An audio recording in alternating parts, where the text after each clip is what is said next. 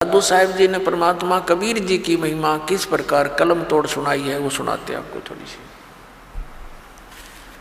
परमात्मा ने, दादू साहब ने कहा है, जो जो शरण कबीर के तिरगे अंत अपारे, दादू गुण के कहूँ कहत न लागे कहत न पावे पारे। जो जो शरण कबीर के वो तिरगे अंत अपारे, दादू गुण की कहूँ कहत न आवे पार।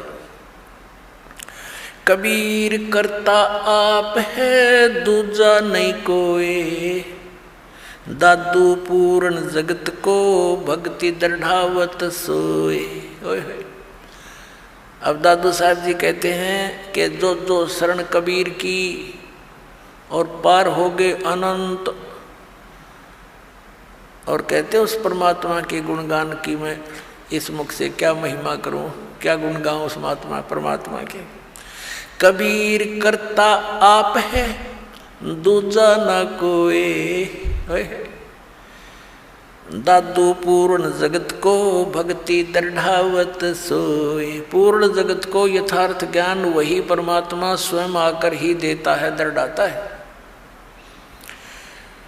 यो ठेका पूरा होवे जब सब कोई तजय शरीर। ठेका यानी जो कंट्रैक्ट एग्रीमेंट जो हमारे शरीर का हो चुका है, इतना समय हमारा निर्धारित है, कहते ही वो जब पूरा होगा तो सब ने शरीर त्यागना पड़ेगा। लेकिन कबीर साहब भी कहते हैं परमेश्वर जी आए हैं सो जाएंगे, राजा रंग फकीर, एक सिंहासन चढ़ कर जा एक बंधे जात जीर। तो यहाँ दादू साहब जी भी उसी का समर्थन कर रहे हैं। ठेका पूरा होए जब सब कोई तजय शरीर, दादू काल गंजे नहीं जपे जो नाम कबीर। दादू साहब जी कहते हैं कि काल निकट नहीं आ सकता जो कबीर परमात्मा के उस सतनाम का जाप करता है। आदमी की आयु घटे तब यम घेरे आए, सुमरण किया कबीरे का दादू लिया बचाए। और परमात्मा ने वो सारे यम के दूत दिखाए, सब बहुत कुछ लीला दिखाई अपनी, कि दादू साहब को अकेला छोड़ दिया रास्ते में। यम के दूत चारों तरफ से आगे भी कौन आ गया, यूँ हम लेने भी ना गए, मरेंगे, हमारी खिंचाई होगी, पकड़ो इसको पकड़ो, ये कैसे है कौन है। तो उस समय दादू साहब जी ने परमात्मा को याद किया। उसी समय कबीर साहब प्रकट हो गए, बेटा कितना गया था तो पीछे, वो नज़ारे देखने लग गया। तो एकदम भाग्य यम के दूत ने एक दूसरे के ऊपर का पड़ते जा, इतनी दूर तो स्पीड तो भाग्य गणे थे। तो परमात्मा कहते हैं, तो परमात्मा ने बताया कि बेटा जब भक्तिहीन प्राणी शरीर छोड़कर जाता है ये यम के दूत घेर लेते हैं, और जैसे तूने मुझे याद किया ऐसे इस नाम का जाप कोई और कर लेगा ना, भगत तो वही करेगा जो पहले से प्रैक्टिस कर रहा होगा, उसी के मुख से ये परमात्मा का नाम निकलेगा। तो फिर यम के दूत निकट नहीं आ सकते।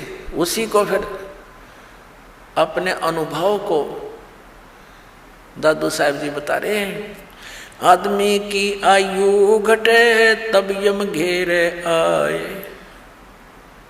सुमरण किया कबीर का दादू लिया बचाए। मेट दिया अपराध सब पाप माफ कर दिए मुझदास के। दादू साहब जी कह रहे हैं, मेट दिया अपराध सब आए मिले छन माही, दादू संग ले चले वो कबीर चरण की छाही। सेवक देव निज चरण का दादू अपना जाने, बरंगी सत कबीर ने कीन्या आप समाने।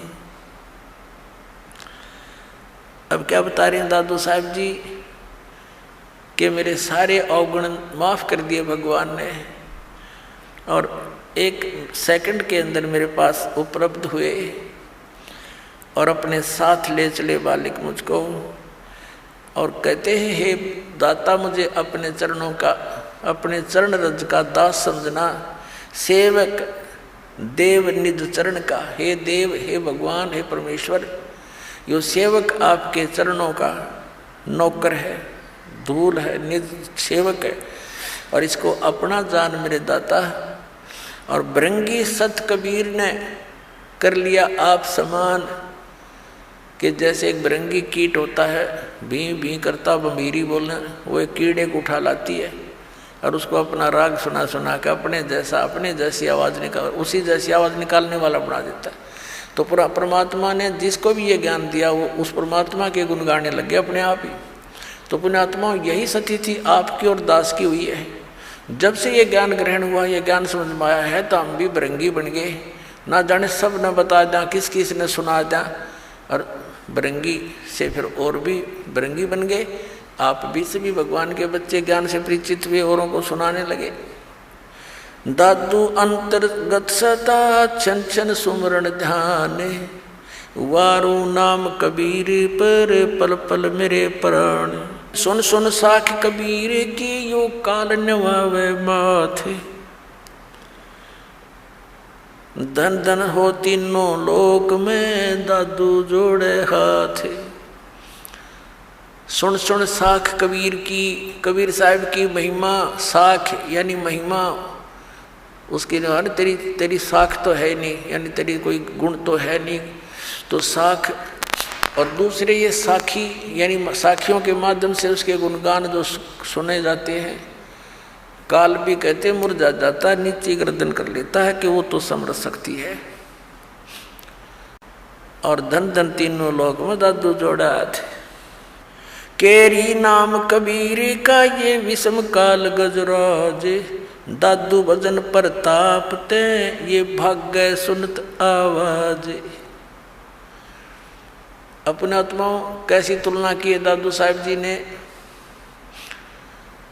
कि यहाँ का जो काल को समझो हाथी है। हाथी अन्य प्राणियों से बहुत तगड़ा और उसका बहुत न्यारा शरीर है। ये तो समझो काल, क्योंकि श्रीमद् भगवद गीता अध्याय नंबर 15 के श्लोक नंबर 18 में गीता ज्ञान दाता कहता है कि मैं लोक वेद के अंदर कहे सुने ज्ञान के आधार से मैं पुरुषोत्तम प्रसिद्ध हूँ, क्योंकि जो प्राणी मेरे अंतर्गत हैं उनसे मैं उत्तम हूँ, श्रेष्ठ हूँ, उच्च हूँ, तगड़ा हूँ। जैसे हाथी उनसे ऊंचा होता है। लेकिन गीता ज्ञान दाता ने ये भी स्पष्ट कर दिया है गीता अध्याय नंबर 15 के श्लोक 16 और 17 में कि सरपुरुष और अक्षर पुरुष ये दो पुरुष हैं, दो प्रभु हैं। ये दोनों नासवान, इनके अंतर्गत जितने प्राणी हुआ भी नासवान। सरपुरुष ये स्वयं है। गीता अध्याय नंबर 15 के श्लोक नंबर 17 में स्पष्ट कर दिया कि उत्तम पुरुष है तो अन्य, जो गीता ज्ञान दाता से अन्य है, वो स्वयं कह रहा है इस बात को, और वही परमात्मा कहा जाता है।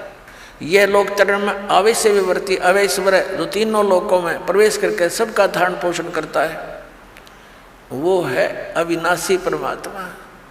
तो यहाँ 15वें अध्याय के 18वें श्लोक में गीता ज्ञान दाता सिर्फ इतना कह रहा है कि मेरे इस 21 ब्रह्मांड में जितने प्राणी मेरे अंतर्गत हैं उनसे मैं सुप्रीम हूँ बस। लेकिन आई एम नॉट पुरुषोत्तम। पुरुषोत्तम तो बता दिया 15वें अध्याय के 17वें श्लोक में। तो यहाँ कहता है जितने मेरे अंतर्गत जितने प्राणी हैं वो चाहे स्थूल शरीर में है चाहे वो जीवात्मा है, उनसे मैं उत्तम हूँ, इसलिए मैं पुरुषोत्तम प्रसिद्ध हूँ लोक वेद में। वास्तविकता तो बता दिया कोई और है। केरी नाम कबीर का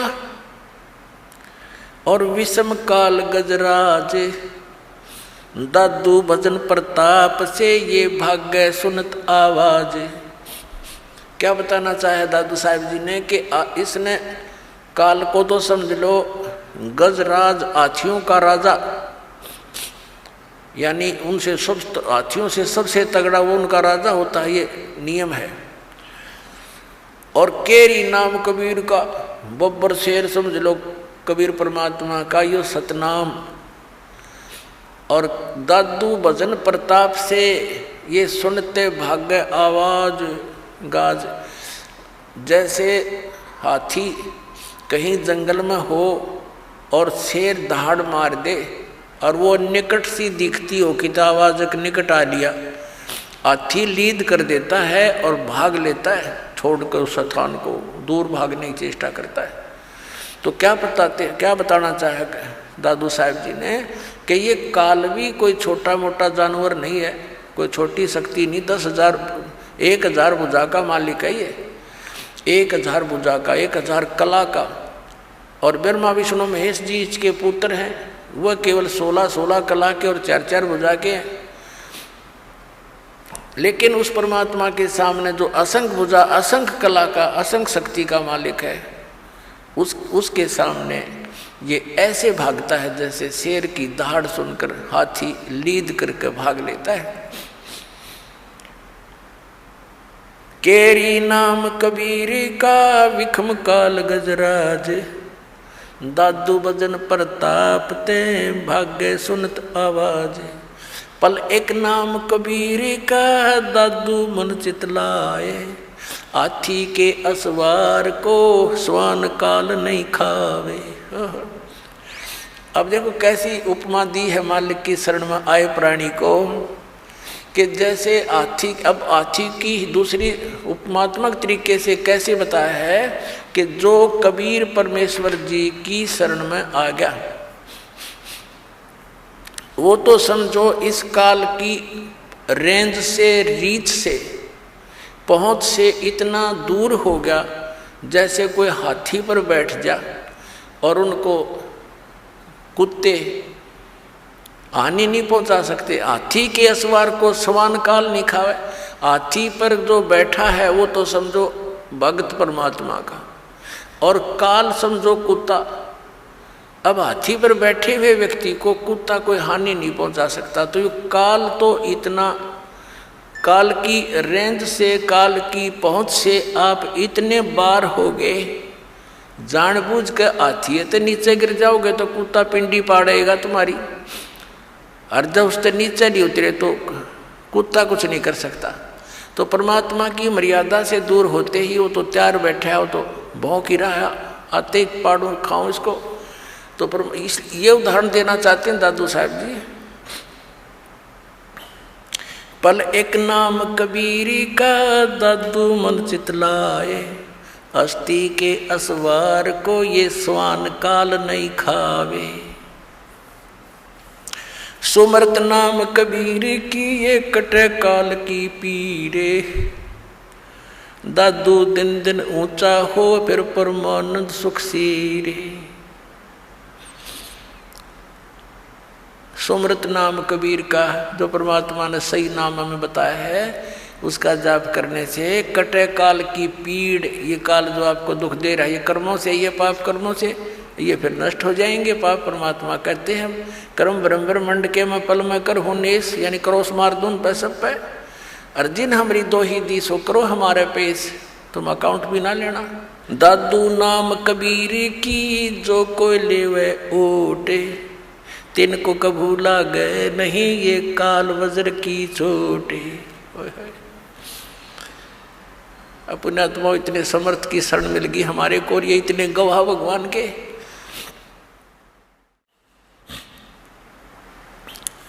कि दादू साहब कह रहे हैं कि कबीर साहब के सच्चे नाम की विधिवत जो ओट ले लेगा, उसकी शरण में आ जाएगा,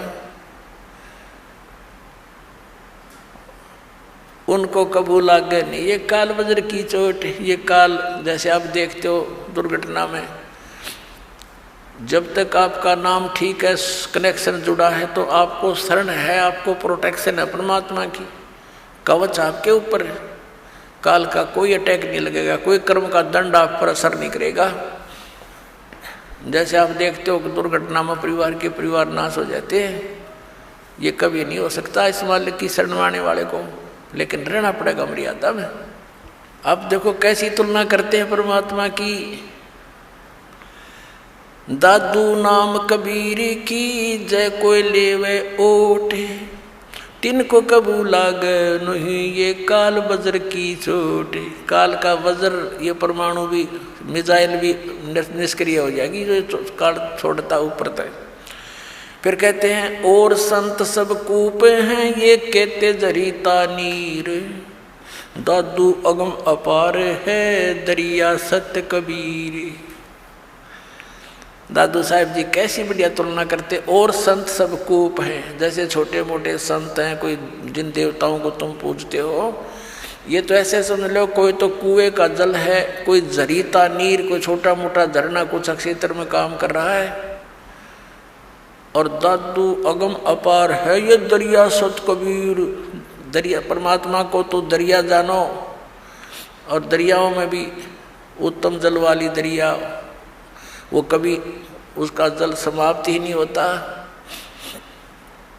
और अन्य जो छोटे मोटे चमत्कार अन्य भी बता देते हैं, वहाँ से मुझे ये लाभ हो गया, वहाँ से ये लाभ हो गया कहते। और संत सब कूप हैं, कुएं हैं, वो केवल जल ही ग्रहण करा सकते हैं, खेत सिंचाई में काम नहीं दे सकते। फिर पानी से काम चले, खेती भी करनी पड़ेगी, उसकी भी आवश्यकता पूर्ति हो, तभी जीवन पूरा सफल हो। तो यहाँ कहते हैं और संत सब कूप हैं, कहते जरीता नीर, झरने से हैं, छोटे मोटे काम चला रहे हैं। और दादू अगम अपार है ये दरिया सत कबीर, यानी यहाँ भी आपने सुखी रखेगा जैसा यहाँ का सुख है, और फिर सतलोक लेके जाएगा, सारे काम सारेगा।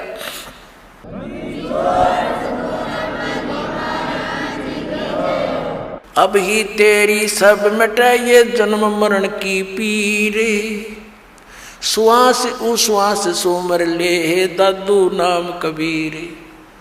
अभी तेरे सारे झंझट मिट जाएंगे इस श्वास उश्वास से, उस परमात्मा का ज्ञान सच्चे पूरे संत से प्राप्त करके सुमन कर ले। दादू नाम कबीर का ये सुन के कप काले, नाम भरोसे नर चले तो हो नवा का भाले। दादू साहब कहते हैं कि दादू नाम कबीर का, अरे सुनते का पे काल, ये 21 ब्रह्मांड का स्वामी सरपुरुष, ये सारा कांप जाता है मालिक का नाम लेते ही, इसका छाती धड़कन लग जाए नू। और कहते नाम भरोसे नर चले, नाम का आधार बनाकर चले संसार अपने जीवन रूपी सफर में, तो हो नवा का बाल, उसका कुछ नहीं बिगड़ सकता, सच्ची श्रद्धा से लगा रहे। जिन मोह को निज नाम दिया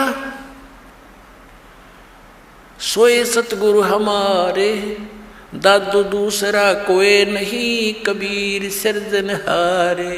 वही तोड़ पाट दिया कि जिन वो को निज नाम दिया, निज असली मंत्र जो सतनाम जो मुझे दिया मेरा वो ही सतगुरु है, और नकली सतगुरु थे सारे। और कहते दादू दूसरा कोई नहीं केवल कबीर सृजनहार, वो कबीर परमात्मा सृजनहार अपना आत्मा। अब वो दादू पंथी गोपाल दास जी उस छुडानी गांव में किसी अपने सेवक के घर पर आकर रुक गया। उस सेवक ने कहा महाराज जी हमारे एक लड़की का लड़का ऐसे ऐसे किसी साधु के जंतर मंत्र के दूध पिलाने मेंटल हो गया, और कहते हैं साधु की विद्या को साधु ही काट सकता है, कुछ दया करो। गोपाल दास जी ने कहा कि बुलाओ उस बालक को, देख लेता हूँ। अब वो सेवक जो व्यक्ति था उस गांव का गया उस गरीबदास साहिब जी के नाना जी के पास कि भाई ऐसे ऐसे अपना एक मेरे पास एक संत आता है, लड़की के लड़के को उसको दिखा लेते हैं, वो कहता मैं ठीक कर दूंगा इसने। तो 5-7 गांव के मौत जो होते हैं कुल के लोग, वो और उसका नाना जी और गरीबदास 13 वर्ष के बालक को ले गए। दादू पंथी वो गोपाल दास जी गरीबदास जी से पूछा कि बेटा वो कौन था जिसने तुझे बर्बाद कर दिया, उसका क्या नाम था। अब गरीबदास जी ने कहा कि मुझे बर्बाद नहीं किया, मुझे आबाद कर दिया महात्मा जी। हम सुल्तानी नानक तारे दादू को उपदेश दिया, जात जुलाहा वेद न पाया वो काशी मोय कबीर होया। जब ये वाणी बोली उसकी छाती में मारा पहला वचन कि मैं हम यानी हम सभी को पार कर दिया। किस किस को? हम सुल्तानी नानक तारे दादू को उपदेश दिया। वही पुण्यात्मा वही परमात्मा उन पुण्यात्माओं को आदरणीय नानक साहिब जी को आदरणीय दादू साहिब जी को, आदरणीय मुल्कदास साहिब जी को, आदरणीय धर्मदास साहिब जी को, आदरणीय गरीबदास साहिब जी को, आदरणीय गीसा दास साहिब जी को मिले थे। तो यहाँ कह रहे हैं हम सुल्तानी नानक तारे, अब्राहिम सुल्तान अधम को बुलक बुखारे में वही परमात्मा आए थे, उसको 100 लीलाएं करके उसको नरक से निकाला था। हम तो इस माया ने सच सब कुछ मान बैठे राज और पाठ को, और परमात्मा ने ये विष बताया आपके लिए, जो भक्ति ना करता उनके लिए।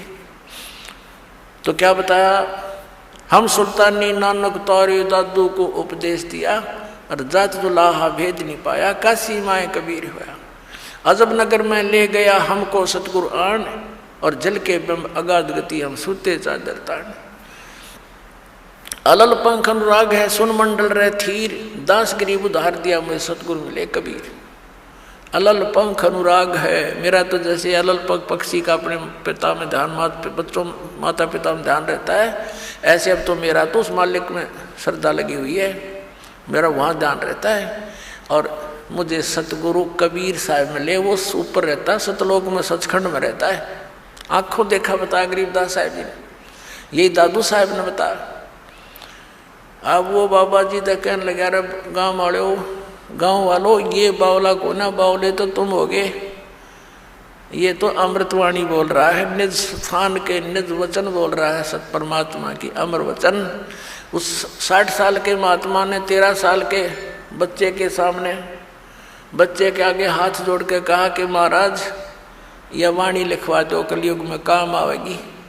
गरीबदास जी उठ के चल पड़े, और वो महात्मा पीछे पीछे, वो तो परिचित थे कि वे संत परमात्मा ना जाने किस पे कृपा कर दे और के अमृत ज्ञान दे दे, उसके पीछे पीछे महाराज लिखवा दो। तीसरे दिन गरीबदास जी ने कहा कि यदि पूरा लिखे गोपाल दास, बीच में छोड़ कर ना भागना। अगर नहीं जी मैं कति फरी हो रहा हूँ गाँव से, घर से, बाल बच्चों का विवाह हो लिया, 60-61 साल की उम्र मेरी होगी, और जब तक से सारी उम्र लिखवा दो जाता साथ रहूँगा। उनके ऊपर गरीबदास साहिब जी का अपना ही एक बेरी का बाग था, उसके अंदर एक जांडी का घनी छाया वाला वृक्ष था, उसके नीचे बैठ कर लागे लेखन गर्मियों से स्टार्ट किया था। फिर जैसे जैसे समय आता रहा, 6 महीने तक लिखते रहे। पर गरीबदास साहब जी बोल रहे थे और दादू पंथी गोपाल दास लिख रहा था। वो अमृतवाणी, वो अमर इतिहास, वो सूक्ष्म वेद का पुनर् स्वच्छ रूप गरीबदास साहिब जी के माध्यम से कबीर परमात्मा ने वो फिर से प्रकट करवाया, जो दास आपको सुनाता है। बोलो सतगुरुदेव।